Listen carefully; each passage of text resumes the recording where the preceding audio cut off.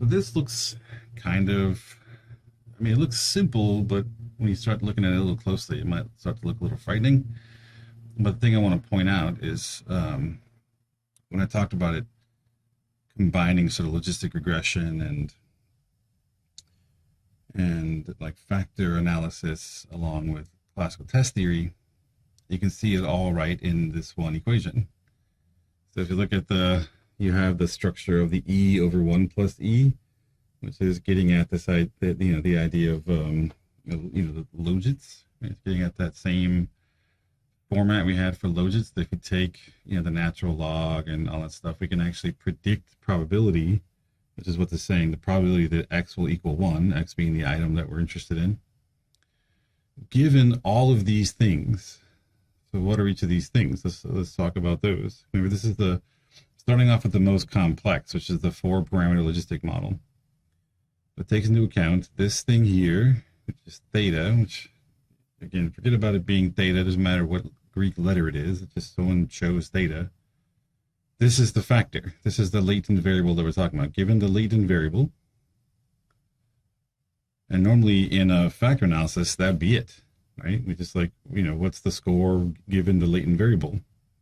This is saying given the latent variable, which is the thing we're trying to measure, like depression or math ability or whatever it is, right? But it's also given these other things about the item, and this is where the sort of classical test theory part comes in. So we've got the latent variable, we have a logistic function on this side, even though it looks a little bit different. The values in here look a little different than what you normally used to, but it's still some kind of function, right? E raised to that function over 1 plus E, which gives us our probability. Right? So this is that same sort of logit setup. So far, this is no more complex than logistic regression. What makes it a little more interesting or a little more aligned with like classical test theory, other test theory models, is that you have this A, B, C, D parameters. Like normally we would have the factor, and we'd have one of these, which is A. A is the item's discrimination. So normally we'd have the factor times the loading, and that's it. You can see that here. We have the loading times the factor. But now we got this minus B in here, which is a little bit strange, and we got C minus D and C on the other side. It's, the whole thing's a little bit more complicated because we're taking into account more than just the items or the factor loading. We're taking into account the discrimination, right? Plus, we're looking at the item difficulty, which is B up here. We're looking at the lower asymptote, which again, we talked about it being guessing, but in a psychological standpoint or something, guessing doesn't really make a lot of sense. It just means that at the bottom of the trait range, at the bottom of theta, the probability is not 0. Right? So there's some probability, even people at the lowest level of theta. And then you got D, which is an upper asymptote parameter, which means that no matter how high you are in the trait, there's no guarantee of a 100% or a probability of 1. So you sort of have a upper asymptote that's less than 1. So both of those things are built in. So the way to think about this is, and again, it looks like it might be kind of complicated, but let's start off with just this piece up here. What this is saying is, I want to take the loading of the item, how discriminating it is. That's basically like my slope, and I want to multiply it by theta. Okay, so I'm going to multiply it by the factor. That's what we're normally used to. I'm going to take the loading times the factor in like a factor model. But why am I subtracting B here? What would be the point of that? So if theta represents the person, so this is the person variable, it's latent, because again, it's unknown, so it's the thing we're trying to figure out, but it represents the person's ability level or level on the factor, trait you're trying to measure. Everything else about this is an item parameter, right? A, B, C, and D is all about the item itself. So why would I want to take a person's level, the person parameter, and subtract the difficulty? What would that do for me?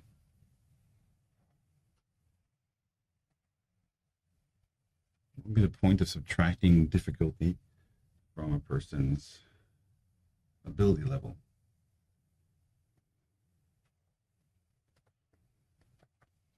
And I'm not like this is not something where I've told you this before and I'm asking you to regurgitate it. I'm asking just think about it. Why would I want to do that? Why would it be important to subtract the difficulty of the item from the person's ability?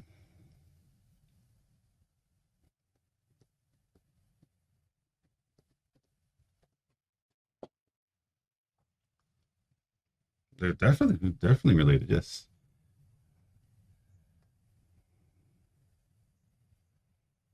Well, okay, so if the item is too easy, but so let's think about it. So you're on the right track. I want to give you a place to start with.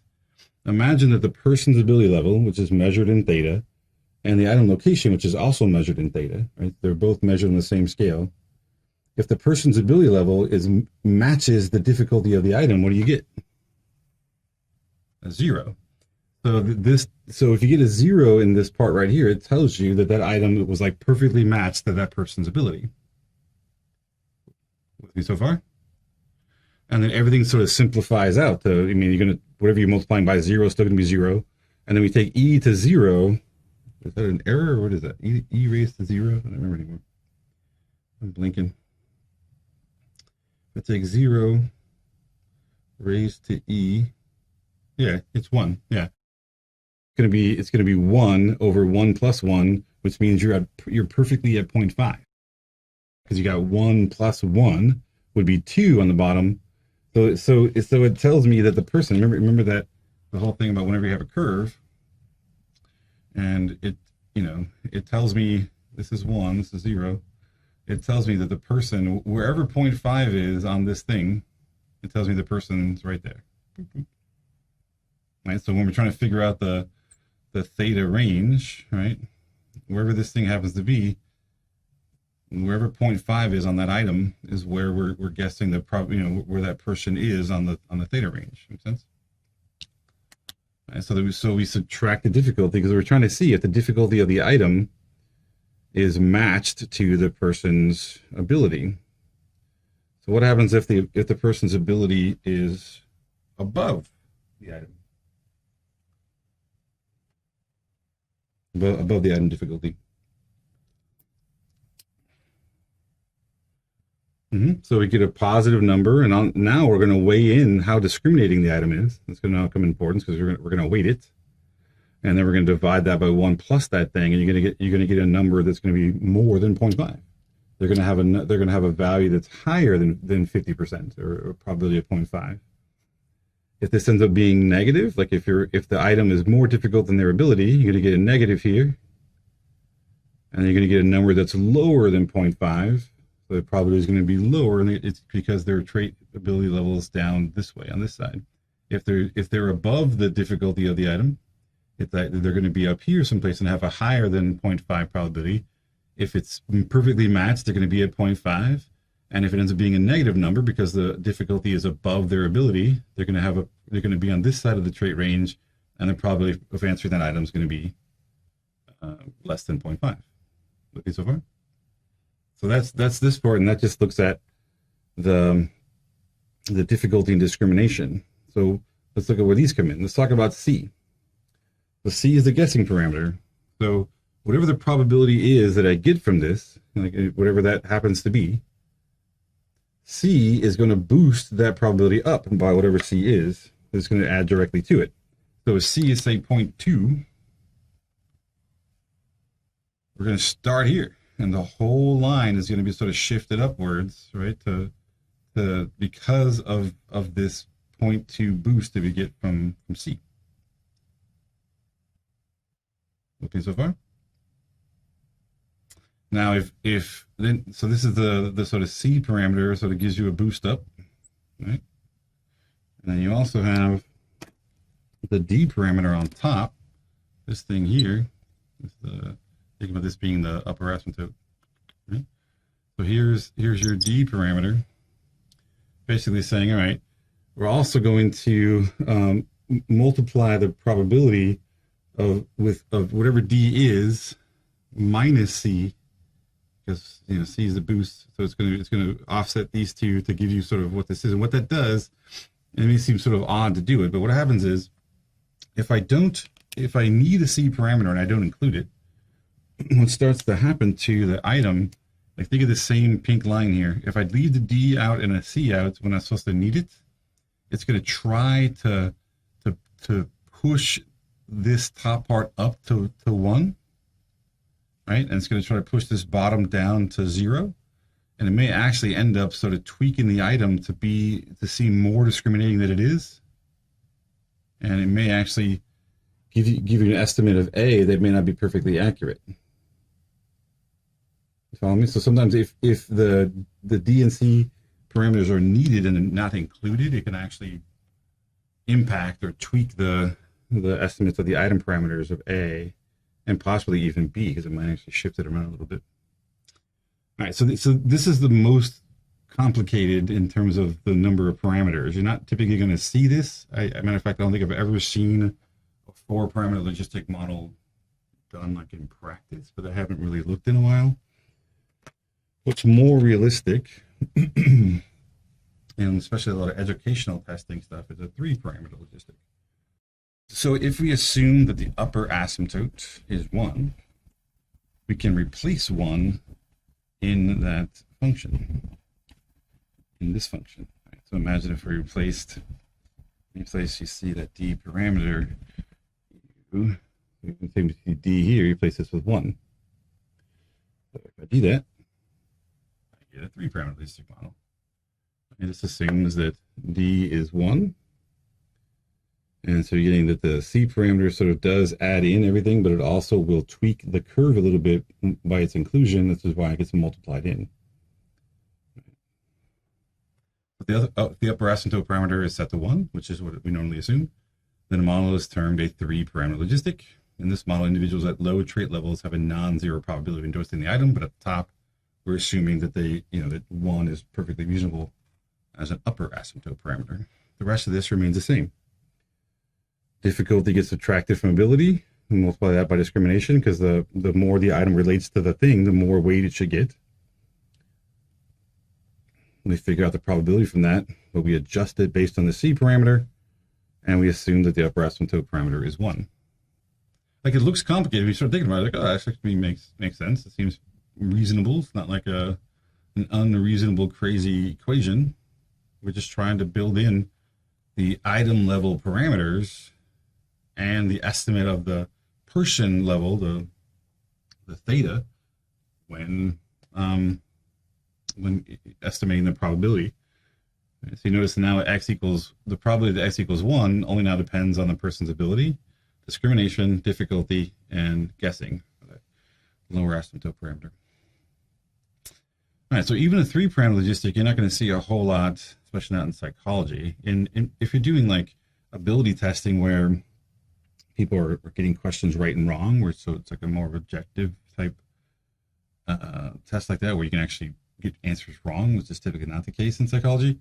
C parameters are more common, because if you have a 5-point multiple choice question, then you're probably going to have a lower asymptote of 0.2 because of guessing.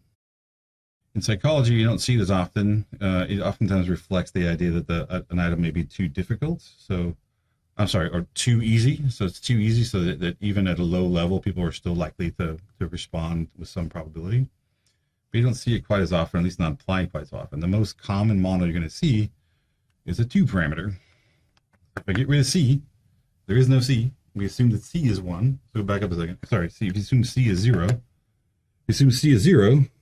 we're getting 0 plus 1 minus 0, which is essentially 1 times this whole thing. So this whole piece completely disappears if there is no lower asymptote parameter that is, something that's other than 0. So C is 0. If we assume that it goes all the way down to the bottom, and it simplifies to just this. That the probability of a person answering the question correctly depends on just the person's ability, how discriminating the item is, and how difficult the item is. All right. So if in addition to the lower asymptote parameter is constrained to 0, we assume that it's 0, it becomes a 2-parameter model, or oftentimes referred to as a 2PL for 2-parameter logistic. So in the 2-parameter logistic model, IRS vary both in their discrimination and difficulty. And this is the most common model you see. That these are the two things. That's why it's the most analogous to classical test theory. When we're looking at item statistics, it's looking at discrimination, it's looking at difficulty. This is sort of the most common you'll see. Now, if there's a 4, a 3, a 2, that probably means there's probably a 1, right? So there's different ways of thinking about a one parameter logistic. That you could have only A parameters. Let me go back a second. So if I get rid of B, we assume that the difficulties of all the items are the same, and we only have A, that becomes more analogous to a straightforward factor analysis. We only look at how well the item relates to the factor, but we ignore how difficult the items are, how much, where the location of the item is on the trait or something. That's not typically what we do. We sort of usually assume that the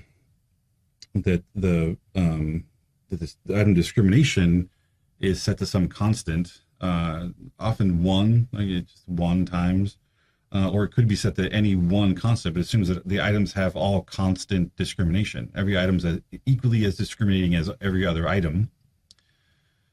And we only look at the person's probability based on just the difficulty. Now, this makes some sense to a degree where, well, if I want to know how likely someone is to answer a question, if I know what their math ability is, it should really just depend on how difficult the item is. That should be it. This is sort of a weird assumption, though, in the sense that this assumes that all the items are equally discriminating. That's sort of, it's like assuming that you'll get a factor model where all the loadings are the same.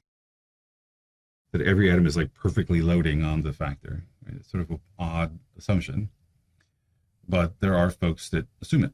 And this is oftentimes considered a one parameter logistic. It assumes that all scale items relate to the latent trait equally, and items vary only in difficulty. So so it's equivalent to having equal factor loadings.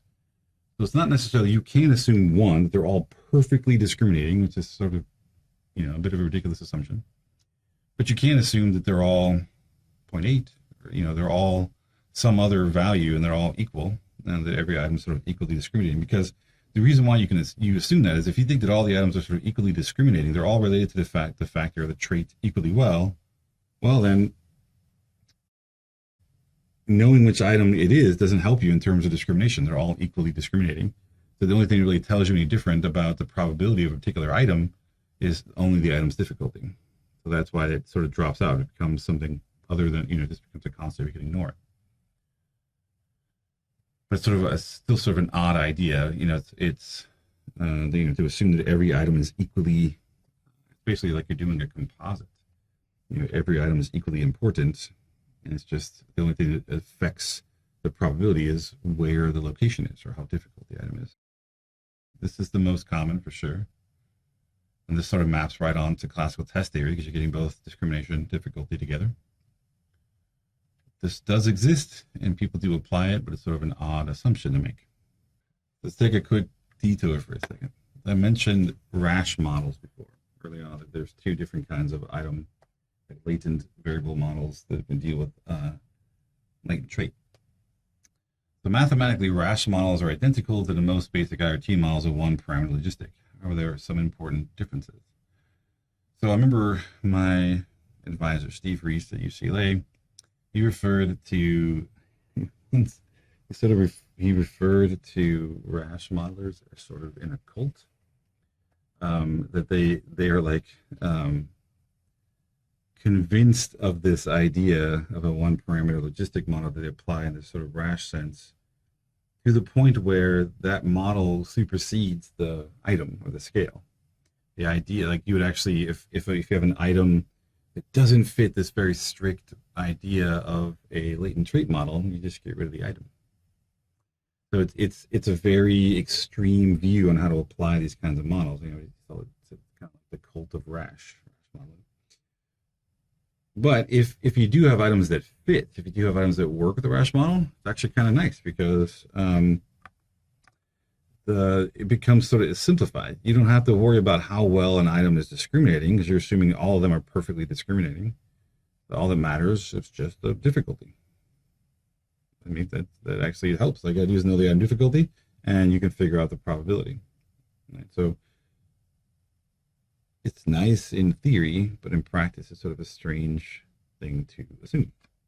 So in Rasch models, the model is superior. Data which does not fit the model is discarded. So oftentimes, most people, the scale is the thing that's the most important. The scale is superior. We want to know, we want to be able to find a model that best describes the scale. It makes the scale usable.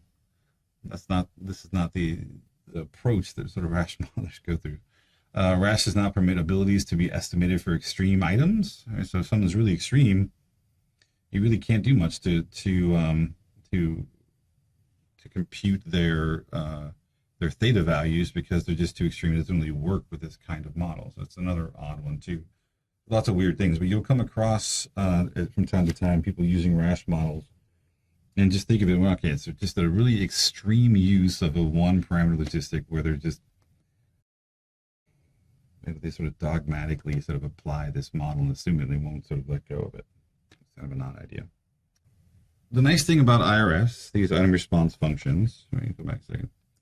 The beauty about these kind of things, we'll stick to the 2-parameter, is that we can use these IRFs to create, we can add them together to create test response functions. So where we criticized classical test theory for looking at the scale as a whole and not really giving information about the items, where an IRT is sort of more item, it actually gives you information about individual items and how good they are working. It can also give you information about the test.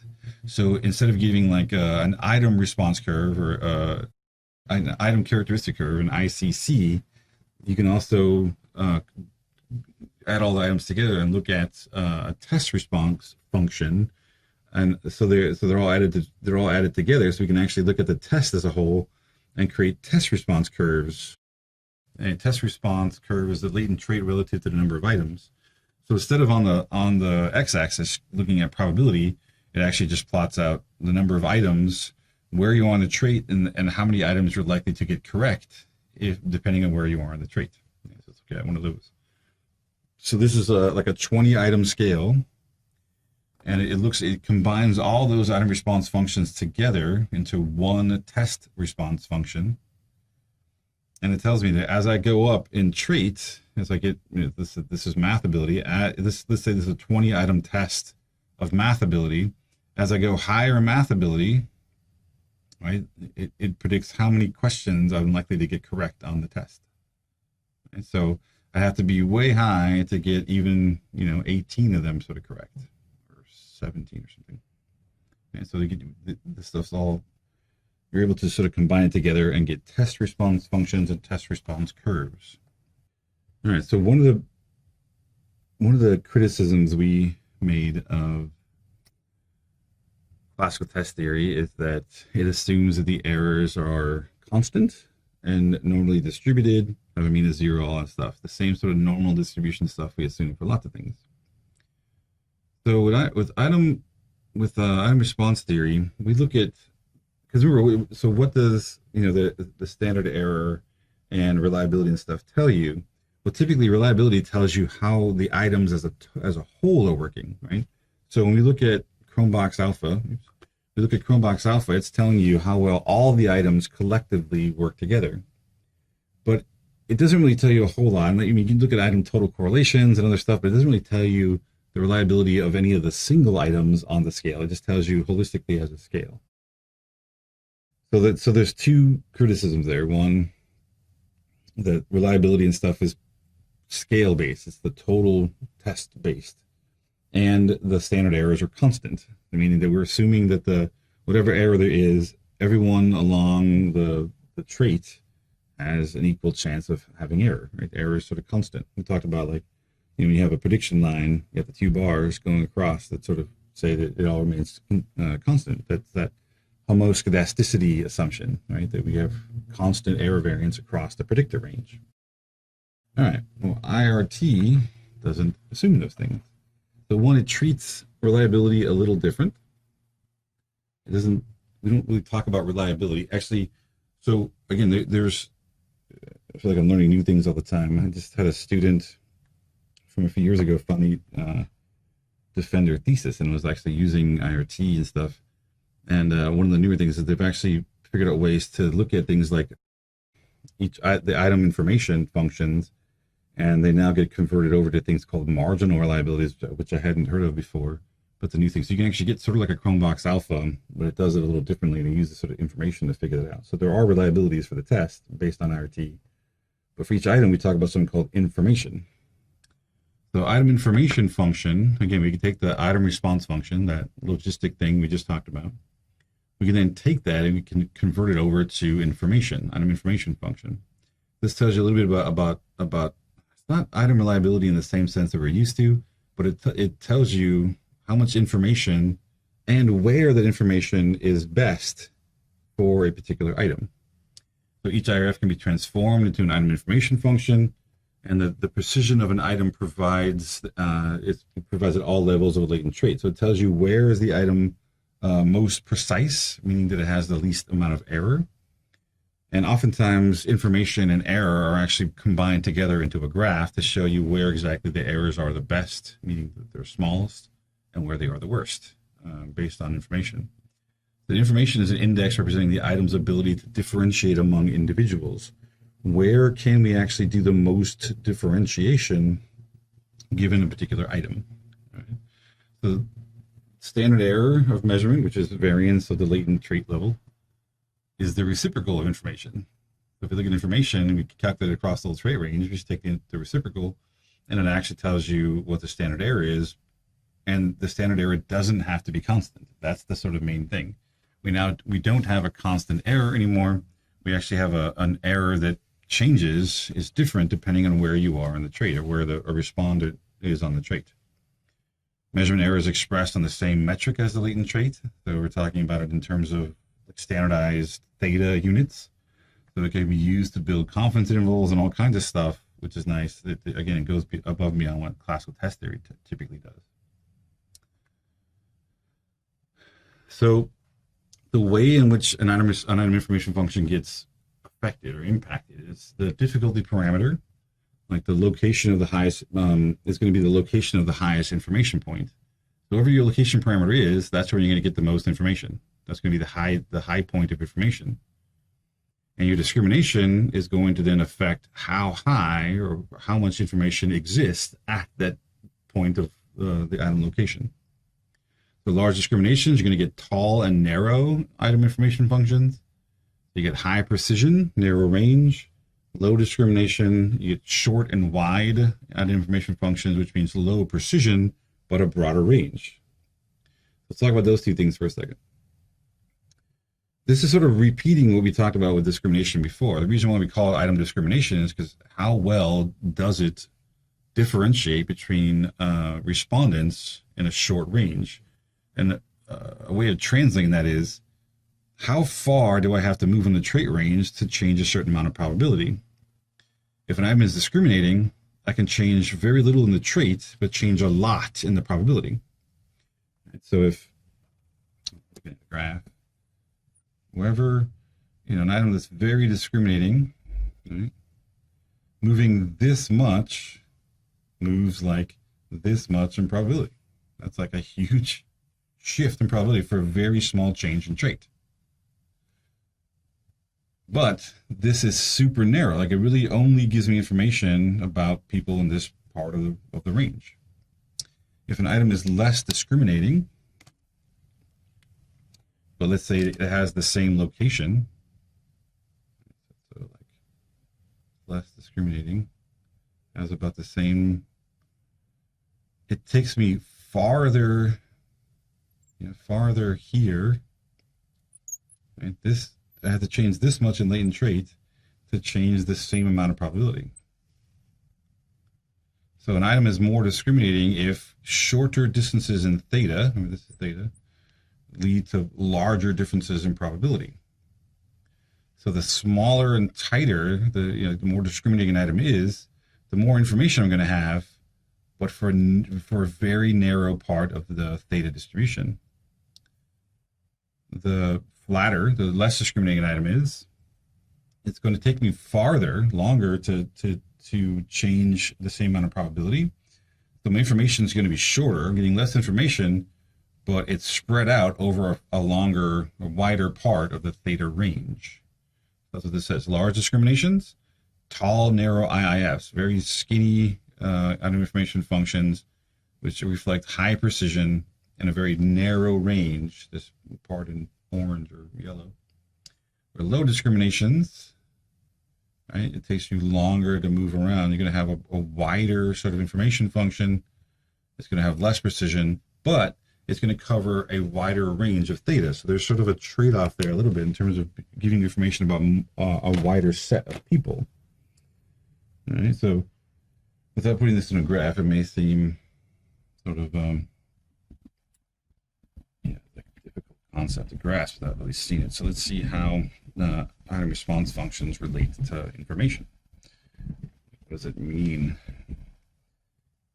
So if I look at, well, here's 3 items, and the 3 items, not only are they differing a little bit in their discrimination, they're also from 3 different models: 2-parameter logistic, 3-parameter logistic, and 4-parameter logistic.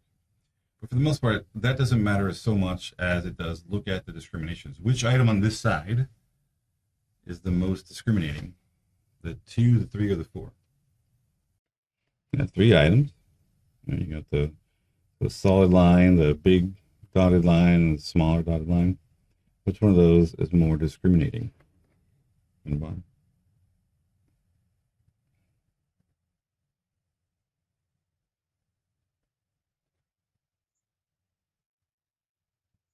Yeah, the 3. Why?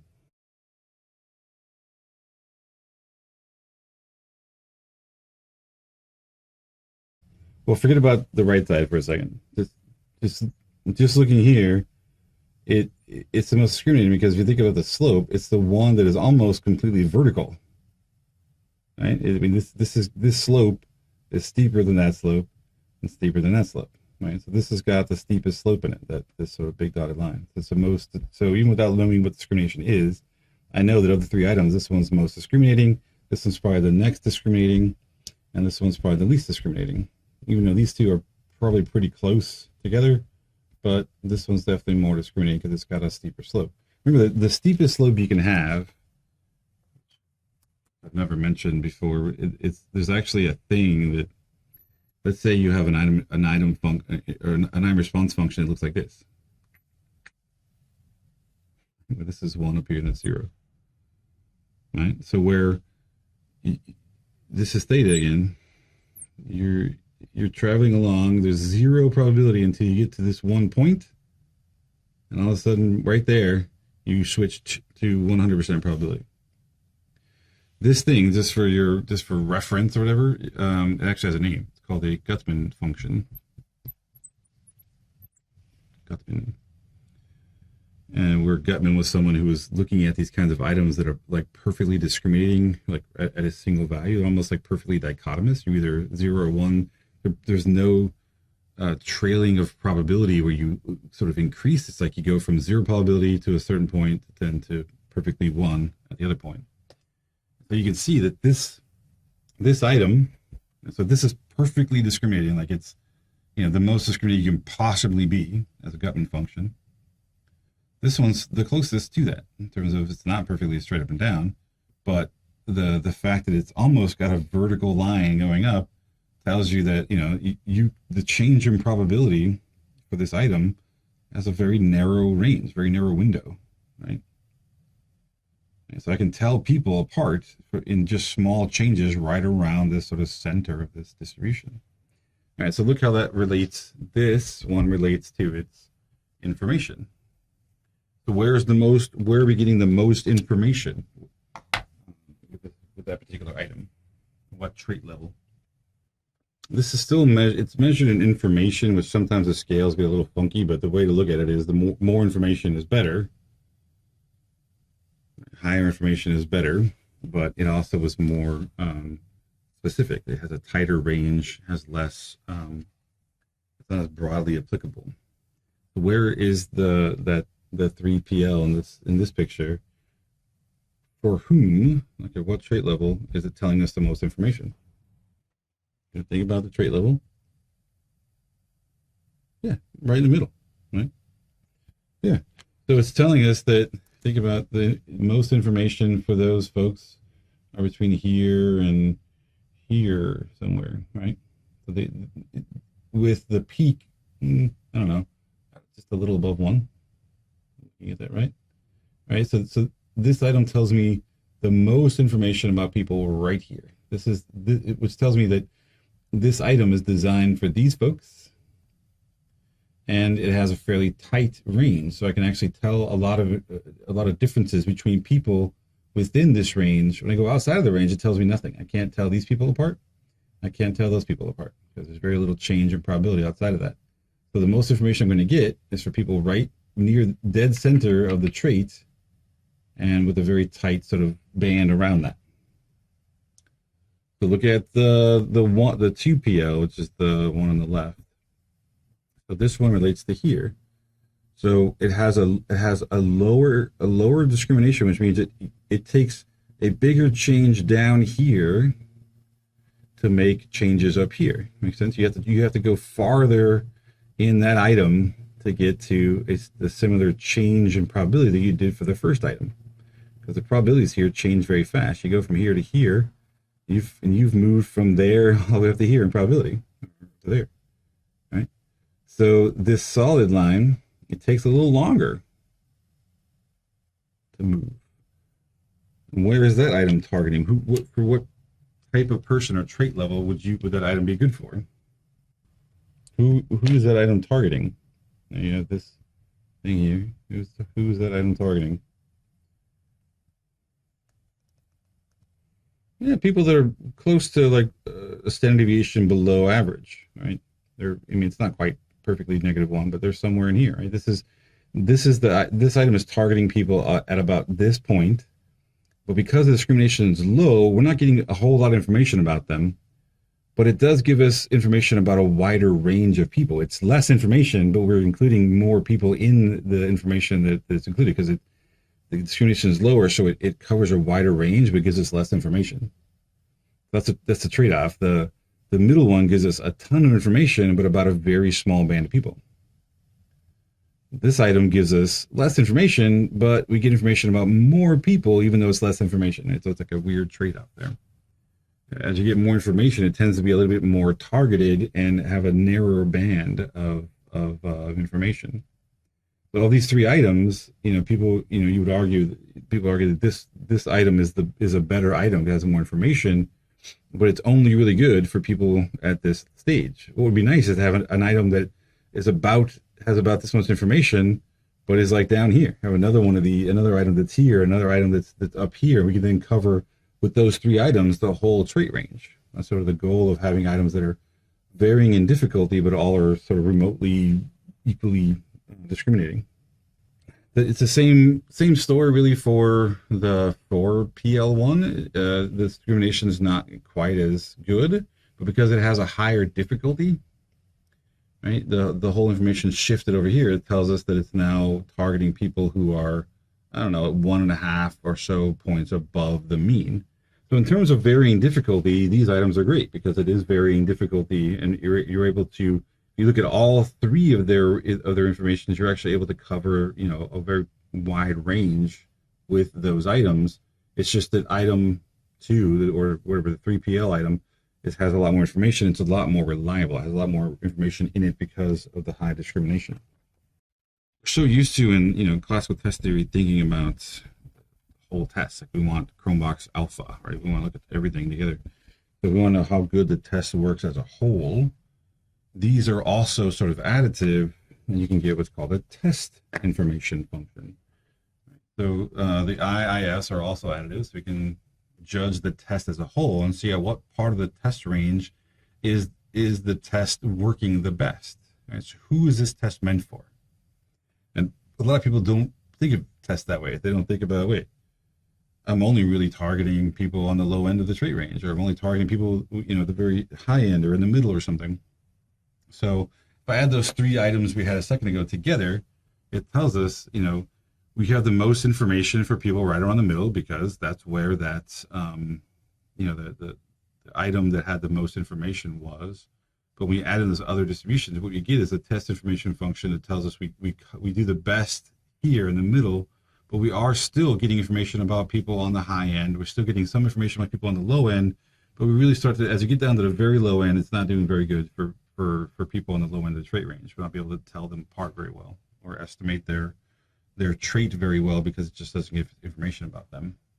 So it's harder to tell people apart down here than it is up here, and it's even, we can tell more people apart better if they're sort of right. These items are really targeting, or this test really targeting people that are right at the average for this thing, for this trait, whatever it happens to be. This is like sort of teaching to the middle. So if you ever talk to people about their teaching strategies, you get people that you can often tell right when the class starts pretty early on who they're teaching towards. Are they teaching towards the people that are at the bottom or at the lower end of the distributions of students? So they're trying to reach students who are struggling to help them get better. Right? So they're teaching towards those students. And the problem there is students that are high, like very good. So think of a math test. You're teaching something like 320. If you teach only the students who don't like or don't understand, and you're constantly teaching the class to them, the students at the high end are going to feel like they're getting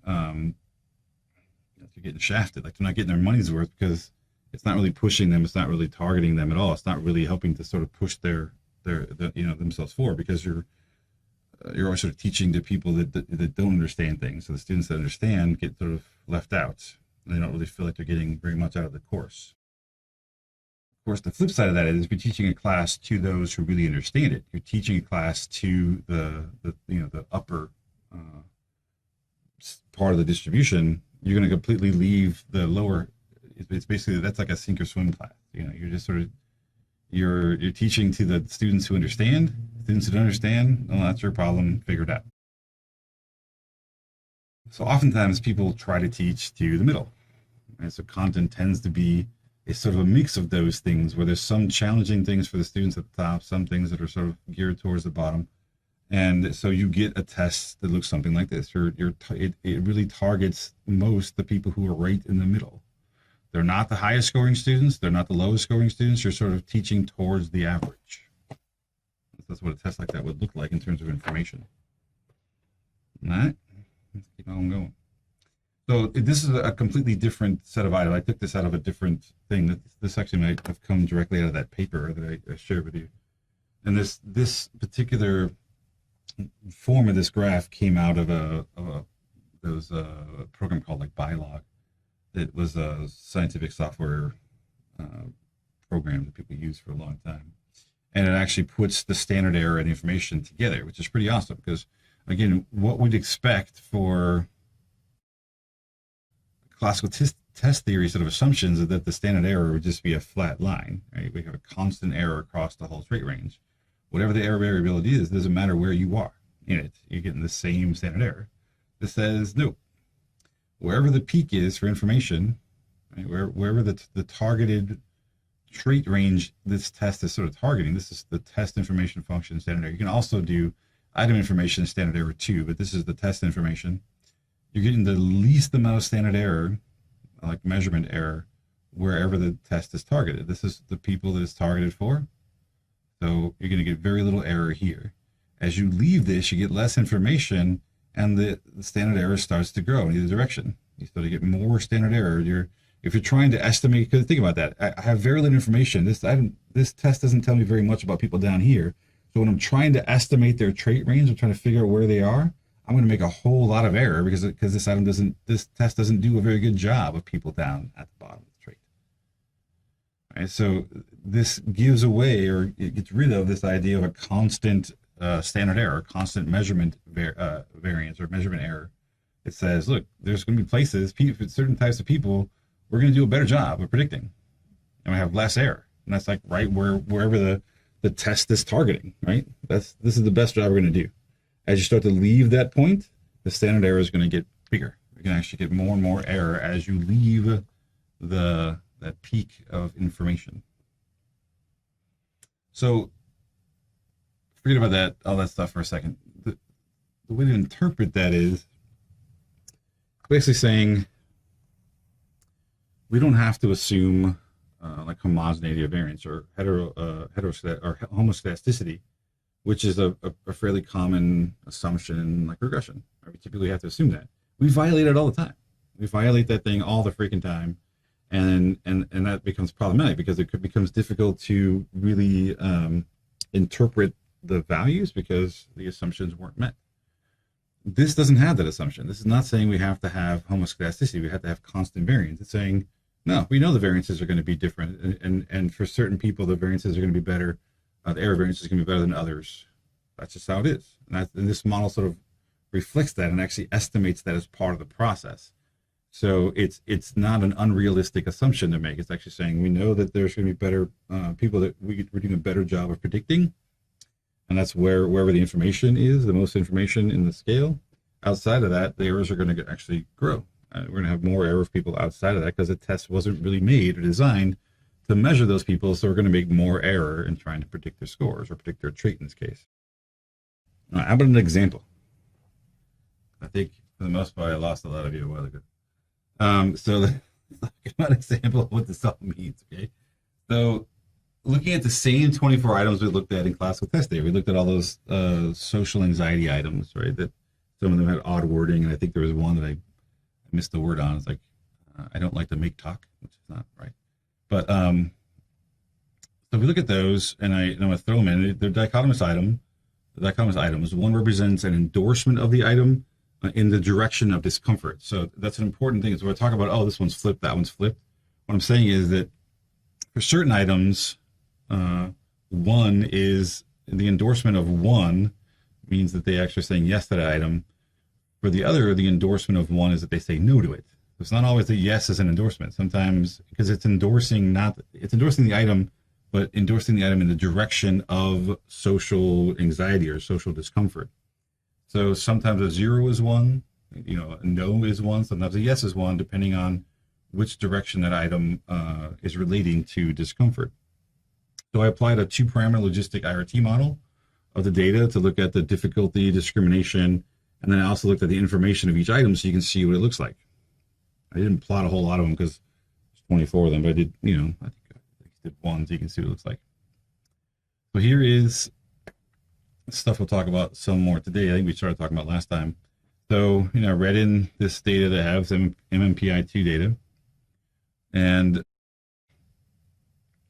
I identified the social anxiety items in there as the 7th through the 30th items that I had in the data set.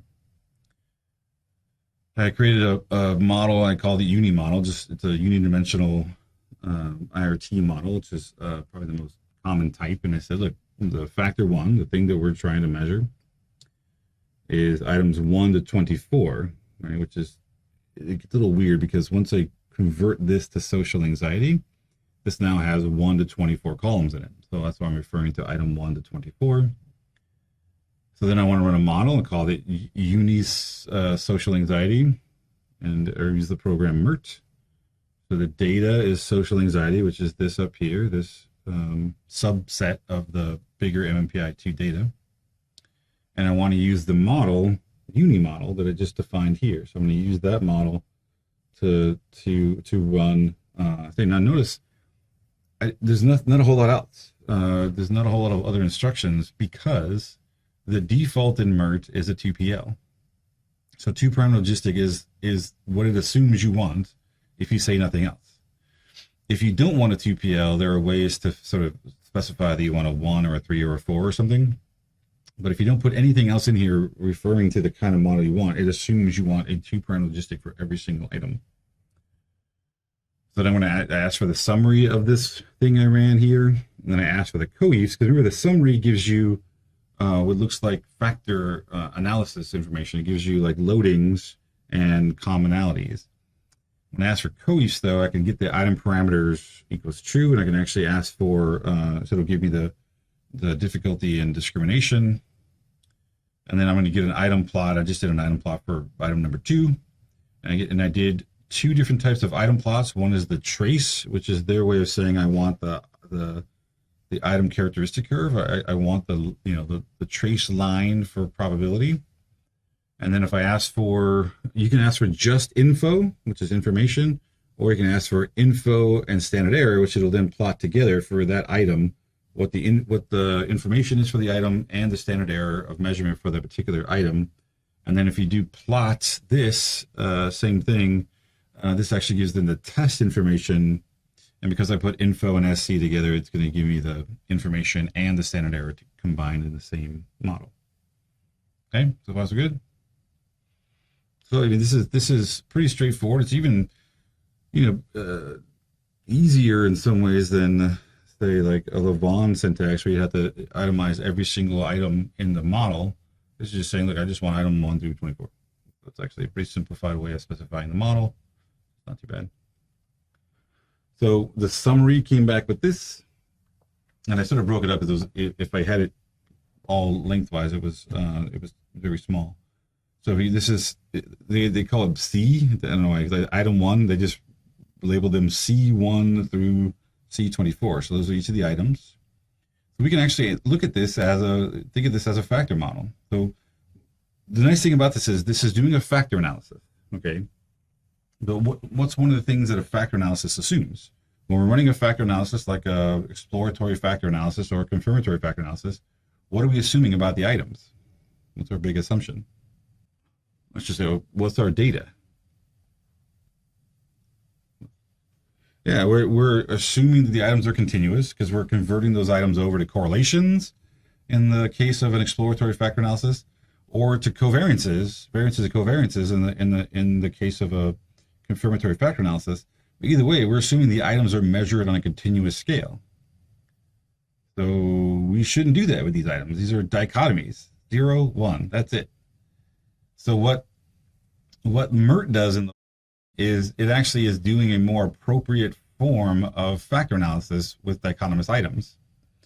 Not to get into a whole lot of detail, it's doing an item level factor analysis. It's actually looking at it's not analyzing the correlations, it's looking at the actual items themselves and doing an item level factor analysis, which is going to be more akin, it should be more similar to, all right, so regular, just the review here, regular factor analysis, right? We typically use Pearson correlations or right, Pearson, you know, continuous assumption, right? One way to get around that is to do this item level version that MERT is doing here. But another way would be to do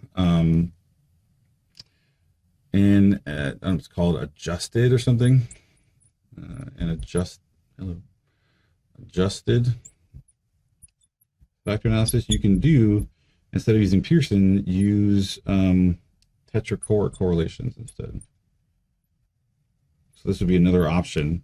If you have just dichotomies, a tetrachoric correlation assumes that you have dichotomies. Okay. And actually then adjust the correlations with the tetrachoric to be more like Pearson correlations when you have continuous items. So if you do a factor analysis using this, it actually is more appropriate because when you have dichotomous items, or using an item level factor analysis like MERT does, and you'll get loadings and stuff that are actually more accurate for the dichotomous items than if you use, you know, assume a Pearson correlation and do the factor analysis with that. This is like option 1 for addressing dichotomous items with the factor analysis. And notice it actually took like 31 iterations. You know, it actually took a little while because I actually had to do a little bit more work in the background to do an item level factor analysis. The other option would be to use this sort of adjusted version of it, where you actually use a more appropriate correlation. It's more appropriate to use these correlations for dichotomies than it is to try to apply Pearson correlations to dichotomies. And you're going to get a better result if you use adjusted correlations than if you don't. But MERT is doing item level, but you can now, that was a long way of saying, long way around to say, we can interpret these like regular factor loading. So what do you see about these items? What can you tell? Remember, this is only looking at the loading, so it's just about discrimination. But what do you see in regards to the loadings or discriminations of these items? Interpreted the same way we would a typical factor analysis, where where the loadings are between 0 and 1 and all that stuff. Are there any bad items that I should be getting rid of?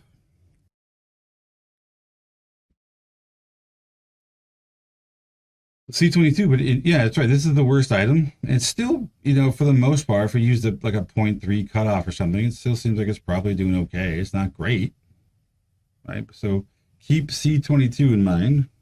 Right? So C22. What item seems to be doing the best? Was the most discriminating or has the highest loading? 16 is 0.829. Yeah, followed pretty closely by C2, and then C13 is also pretty up there. All right, so think about those items in terms of the discrimination and stuff like that. All right, maybe I should. I think we're going to write it down where it won't be in the way. So what was the worst item? Bad one was C22. All right, so C22 is bad, and what were the good ones? C16,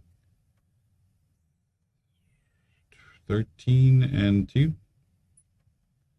So something like that, right? Okay. So again, these are sort of in factor loading mode. This is now in when we ask for the coefficients in terms of the IRT parameters. So this gives you all the IRT parameters together.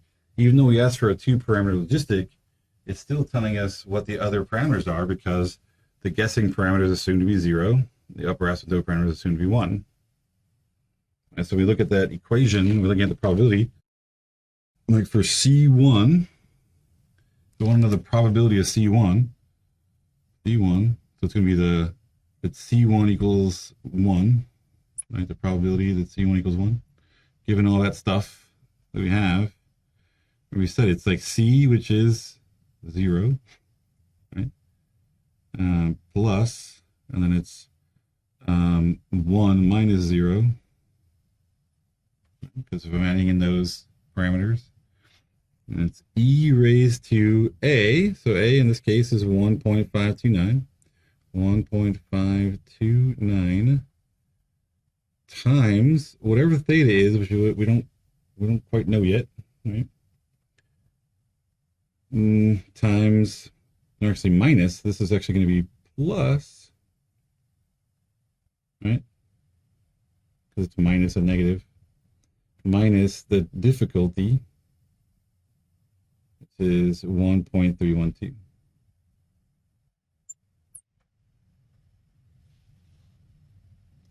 Make sense? Over 1 plus E raised to 1.529 times whatever theta is plus 1.312. So that's how we figure out the probability of someone answering this question. And we have to know their ability, and then it will then give us the probability that would answer this question correct. So what it does in reverse is it looks at, did they answer the question correct? And then it figures out, all right, well then where should their trait level, the theta level be, given that they answered the item correct or incorrect, given the item's difficulty. And so that's the latent variable part in the background. But this is giving us the item parameters, and the theta part sort of being estimated sort of separately. We don't really get to that unless we look at something like scoring or scaling, which we're not going to do. We're not going to get to. So for now, we're sort of assuming that this is just like it's a factor. It's an unknown latent thing, and these are the because we usually don't score factors either. Like I mean, you can get factor scores. We typically don't go that far. We just want to know what the loading is or loadings are. So this is the loading and how the difficulty sort of interplay around whatever the level of theta is, so that latent variable. You did it for every single item. So it's not a whole lot different. I mean, it is a lot different, but not a whole lot different idea than looking at, all right, these are the factor loadings, and we sort of tell things about factor loadings here. It's a little bit different with discrimination and stuff because they're not in the same as loadings. They're not in the same sort of metric where they're capped at sort of 1. But you can see relatively the items with like C2, C2 13, right? And 16. This is the most discriminating. So think about it relatively. Most discriminating. 2 is probably the next, and 13 is the next. You get C21. So you can start looking at the relative discriminations in the same way with loadings. It's a little bit harder to figure out because we don't have like the cutoff like 0.3 to say which items are bad because they're not in the same metric. There's different ways of testing for that we probably won't have time to get into, but there's actually different kinds of tests to tell you how well each item is doing. So this is that item 2. This is our ICC for item number 2. I picked item number 2 because it's a fairly discriminating item. The difficulty is negative 0.871. So again, it's a bit reversed because of that negative, but it tells me that it's actually just slightly above, right? Instead of being at 0, not quite at 1, it's slightly above 0 at about this one number 2, 0.871. So the reason why the negative is there is because of the equation, because we're subtracting difficulty. So a negative difficulty then is going to add, right? And so that's why it's given the difficulties at negative numbers when they're actually more difficult, and positive numbers when they're less difficult. It's slightly, if you look at where the 0.5 would be here, slightly above, not quite to 1, but not quite at 0 either. It's, closer to 1. That's where we're sort of targeting folks. Pretty discriminating, right? It's got a nice steep slope. Looks actually like a fairly pretty like textbook picture of an item characteristic curve. And I can convert this into item information. So again, we're doing the best for people right at that point. It's got a fairly tight range. We can see the standard error. Looking at this item, the standard error is the best for people that are right in that range, and it gets really bad sort of outside of that. So we can't really do a very good job of people outside of where information is for this item.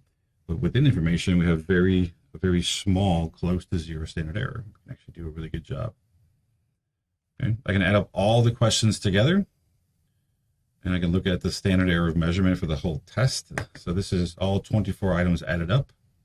And again, like we talked about before, often the tests are targeted towards the middle, this middle trait range.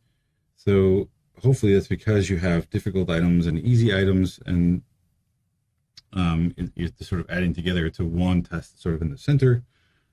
And you can see, again, where the best predictions are. So people that are between, say, -2 on the trait range and maybe 2.5 or so up here, those are the people that we're going to be able to predict or scale the best in terms of theta. Outside of that, we're going to have a lot more error, a lot more variability, a lot more noise. We talk a lot about invariance in terms of factor models, like the levels invariance, like a big rule and blah blah. This is not that. It's similar, but it isn't that. It's this idea that items, if a factor model is invariant, it means it's the same model for any group that you use it with. And that's sort of what this is saying, but it's also saying that the other items and stuff also don't matter. So invariance, IRT model parameters have an invariance property. And so an examinee trait level estimate. So our ability to estimate the latent trait that we're trying to get at, that doesn't depend on which items are administered. And in turn, item parameters do not depend on a particular sample of examinees. So this is the same kind of invariance thing we're talking about with factor analysis. It's just sort of expanded out a little bit. That we can estimate item parameters and we can estimate the latent trait. And unlike classical test theory, it isn't dependent on the other items on the test. We can actually do it for any item as long as we know, as long as the item response function is known for the item. We can actually use it interchangeably with other items. It's not going to be impacted by the other items on the test. It also is sample independent, so it shouldn't matter who the sample is or who's in the sample. When you go from one sample to another, it should be invariant. Right? So it's a big part about it. Invariance allows researchers to efficiently link different scales. So you can actually give people different measures. Like everyone can go in and take a different version of the graduate record exam, and yet they're still able to give you the same score at the end. The score should be, where you are on the trait range of GRE score. Like that's theta they're trying to measure is GRE score. Everyone can be put on the same scale regardless of having different questions. That's how they're able to link questions together and link tests together and put everyone on the same scale. You can compare examinees even if they responded to different items, so it's saying the same thing. And you can implement computerized adaptive testing. Right? It's this property, this invariance property, that allows us to use things like computerized adaptive testing, because without it, this wouldn't be possible. The idea that the item will function the same regardless of who's responding to the item, and the other items on the test shouldn't impact how the item parameters and their estimates shouldn't be impacted by the other items on the test.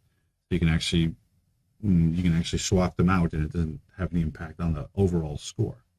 That's what allows sort of CAT testing, computer adaptive testing.